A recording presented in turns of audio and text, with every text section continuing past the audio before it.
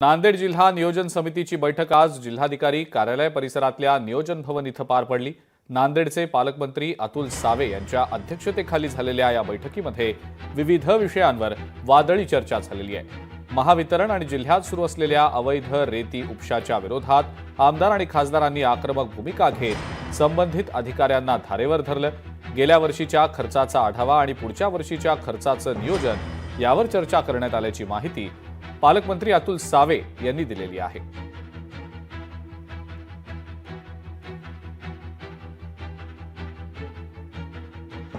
अनेक अधिकाऱ्यांना त्याच्यावर आम्ही सांगितलंय की त्याचा आढावा आम्हाला ताबडतोब द्यावा। ग्रामीण भागातल्या पीक विम्याचा प्रश्न होता, त्याच्यावर चर्चा झाली। वाळूच्या तस्करीवर चर्चा झाली। अनेक भागात ऊर्जा विभागाच्या माध्यमातून ट्रान्सफॉर्मरचे आणायचे त्याच्यावर चर्चा झाली। त्याच्यात ताबडतोब 15 दिवसात कारवाई करून तिकडे ट्रान्सफॉर्मरचा विषय करायला सांगितलेला आहे।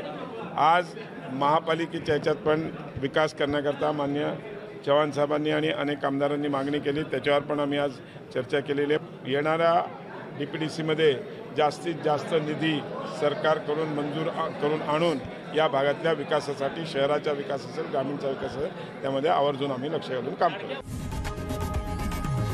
लोकशाही मराठी ऐका, पहा, जागरूक रहा।